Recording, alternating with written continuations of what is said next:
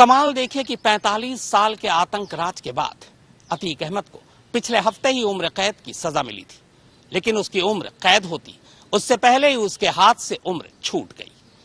अतीक अहमद आखिर प्रयागराज में आतंक का दूसरा नाम कैसे बना, उसने सियासत में कदम कैसे रखा, आइए समझते हैं अतीक की पूरी कहानी।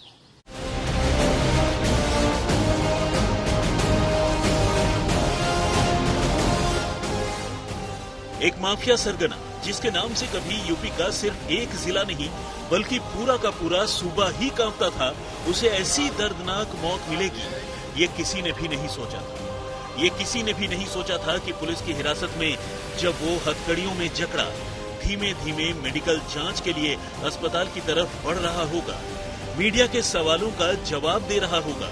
लेकिन ये तस्वीरें गवाह हैं कि जो किसी ने भी नहीं सोचा 15 अप्रैल को वही हो गया। अतीक अब बेशक इस दुनिया में नहीं है, लेकिन अतीक को उसके जुर्म के काले इतिहास के लिए लोग लंबे वक्त तक याद रखेंगे। IS 227 के नाम से प्रयागराज में क्राइम सिंडिकेट चलाने वाले अतीक की शुरुआत अब से कोई 34 साल पहले हुई थी, जब उसने इलाहाबाद के एक पुराने बदमाश चांद बाबा की जान ली थी। चांद बाबा तब इलाहाबाद का बड़ा बाहुबली हुआ करता था, लेकिन अतीक ने 1989 में चांद बाबा की बेहद खतरनाक तरीके से जान ली और इसी के साथ इलाहाबाद के जुर्म की दुनिया में उसका सिक्का चलने लगा। साल बदलते गए और बड़े बड़े नाम उसकी क्राइम लिस्ट में जुड़ते गए। साल 2002 में उस पर नसन की हत्या का इल्जाम लगा। 2004 में देश के जाने माने बीजेपी नेता रहे मुरली मनोहर जोशी के सबसे करीबी अशरफ की जान लेने का इल्जाम लगा और फिर 2005 में नए विधायक बने राजू पाल की हत्या करवाकर अतीक का नाम कुछ इतना बड़ा हो गया कि उसके जिक्र भर से सूबे के अच्छों की हवा खराब होने लगी।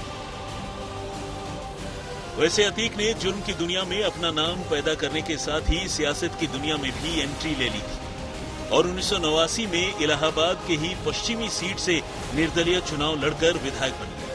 इसके बाद राजनीति के अपराधीकरण का दौर चल निकला और अतीक ने पहले समाजवादी पार्टी का दामन थामा और फिर अपना दल में गया और तब निर्दलीय भी चुनाव लड़ता रहा और जीतता रहा। लेकिन अपनी जिंदगी में उसने सबसे बड़ी वारदात को तब अंजाम दिया जब उसने बसपा के विधायक राजू पाल की जान दी।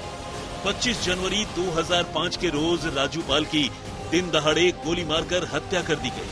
इस हत्याकांड में देवीपाल और संदीप यादव की भी मौत हो गई और इसमें सीधे तौर पर उस समय के सांसद अतीक अहमद और उसके भाई अशरफ का नाम सामने आया। अब अतीक अहमद का कद जुर्म की दुनिया में कुछ इतना बढ़ चुका था कि आम लोग तो छोड़िए, खुद जज भी उसके खिलाफ कोई फैसला सुनाने से डरने लगे थे। ये वाकया है साल 2012 का। उस समय अतीक अहमद जेल में बंद था। चुनाव लड़ने के लिए उसने इलाहाबाद हाईकोर्ट में जमानत की अर्जी दी, लेकिन उसका खौफ ऐसा था कि हाईकोर्ट के 1 या 2 नहीं बल्कि कुल 10 जज इस मामले में फैसला लेने से ही डर गए। इन 10 जजों ने केस की सुनवाई से खुद को अलग कर लिया। अब आगे भी खौफ कुछ कम नहीं था। 11वें जज ने सुनवाई तो की, लेकिन फैसला अतीक अहमद के पक्ष में दिया, यानी अतीक अहमद को जमानत मिल गई। बेशक इसके बाद हुए चुनाव में वो हार गया, लेकिन जजों के पीछे हटने के इस वाकये ने ये तो साबित कर दिया कि अतीक की गुंडागर्दी का खौफ एक वक्त पर कितना ज्यादा था। मगर धीरे धीरे अतीक की कामयाबी का सूरज भी अस्त होने लगा। अतीक 2005 से ही जेल में बंद था।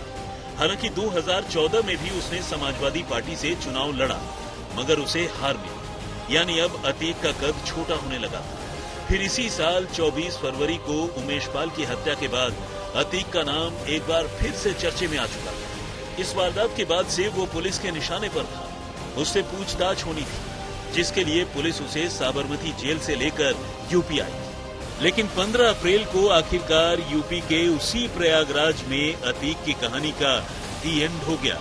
आज तक ब्यूरो।